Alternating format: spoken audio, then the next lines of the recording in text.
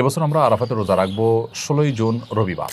জিলহজ্জের 9 তারিখ থেকে নিয়ে 13 তারিখ পর্যন্ত প্রত্যেক ওয়াক্ত নামাজের পরে তাকবীর বলার জন্য একবার তাকবীর বলাটা এটা আপনার উপর আবশ্যক। আসসালামু আলাইকুম রহমতুল্লাহ। আজকের আলোচনার বিষয় জিলহজ মাসের কত তারিখে আরাফার রোজা রাখবেন এবং জিলহজ মাসের কত তারিখ থেকে কত তারিখ পর্যন্ত তাকবীরে তাশরিক পড়তে হবে এ নিয়ে আলোচনা করবেন মাওলানা মুস্তাফিজ রহমানী ও শাইখ আহমদুল্লাহ। এবছর আমরা আরাফাতের রোজা রাখবো 16ই জুন রবিবার, অর্থাৎ 15ই জুন শনিবার দিবাগত রাতে আমরা সারি খেয়ে 16ই জুন রবিবার আরাফাতের রোজা রাখলে ইনশাআল্লাহ বিদিন আশা করা যায় আরাফাতের রোজার মর্যাদা বা ফজিলত আমরা লাভ করব।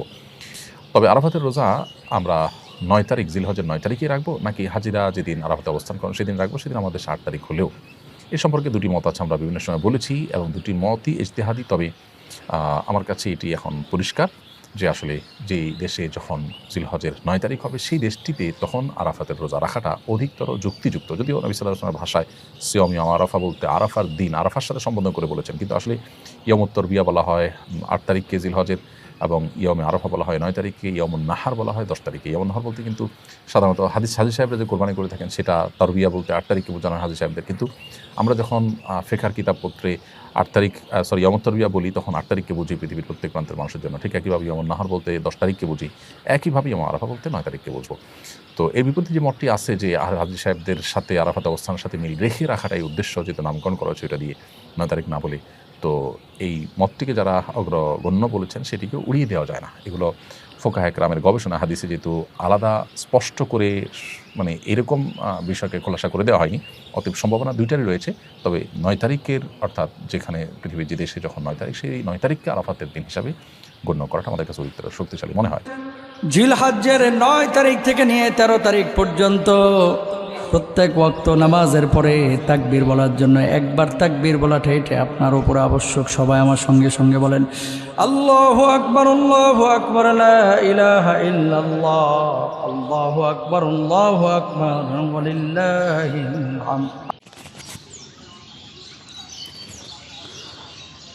প্রত্যেক মুসল্লির জন্য জিলহজের 9 তারিখে ফজর হতে 13 তারিখ আসর পর্যন্ত প্রত্যেক ফরজ নামাজের সালাম ফেরানোর পরে উঁচু সরে একবার তাকবীরে তাশরিক পড়া ওয়াজিব। এবছরে 16 জুন বাদ ফজর থেকে 20 জুন আসর পর্যন্ত তাকবীরে তাশরিক পড়তে হবে। নারীরা এই তাকবীর নিম্ন স্বরে বলবে। ইমাম সাহেব তাকবীর দিতে ভুলে গেলে মুসল্লিরা অপেক্ষা না করে নিজেরাই তাকবীর দেওয়া শুরু করবে। আরেকটি উল্লেখযোগ্য মাসালা হলো তাশরিকের দিনগুলোতে কোনো ফরজ নামাজ কাজা হয়ে গেলে ওই দিনগুলোর মধ্যে তার কাজা আদায় করলে তাকবীর বলা ওয়াজিব, কিন্তু এই কাজা পরবর্তীতে অন্য সময় আদায় করলে তাকবীর বলা ওয়াজিব নয়। একই সঙ্গে 9 জিলহজের আগে কোনো নামাজ তাশরিকের নির্ধারিত দিনগুলোতে আদায় করলে তাকবীর বলা ওয়াজিব নয়। অর্থাৎ 9 জিলহজ থেকে 13 জিলহজের মধ্যে যদি কোনো নামাজ কাজা হয়ে যায়, তাহলে সেই কাজা যদি এই 9 জিলহজ থেকে 13 জিলহজের মধ্যেই কাজা তোলা হয়, কাজা নামাজগুলো পড়া হয়, তাহলে পরে তাকবীরে তাশরিক পড়তে হবে। আর যদি কাজা এখন এই 9 জিলহজ থেকে 13 জিলহজের মধ্যে আদায় না করা হয়, তাহলে তাকবীরে তাশরিক পড়তে হবে না। এবং যদি এই 9 জিলহজ থেকে 13 জিলহজের আগে যদি কোনো নামাজ কাজা হয়ে যায়, সেই নামাজগুলো যদি 9 জিলহজ থেকে 13 জিলহজের মধ্যে আদায় করা হয়, তাহলে তাকবীরে তাশরিক দিতে হবে না। কোনো ব্যক্তির জামাতে নামাজ আদায়কালে প্রথম দিকে এক বা একাধিক রাকাত ছুটে যায়, তাহলে ইমাম সাহেব সালাম ফেরানোর পর ওই ব্যক্তি দাঁড়িয়ে নিজের নামাজ আদায় সম্পন্ন করবে। নামাজ শেষ করে এরপরে একা একাই সে তাকবীরে তাশরিক বলবেন।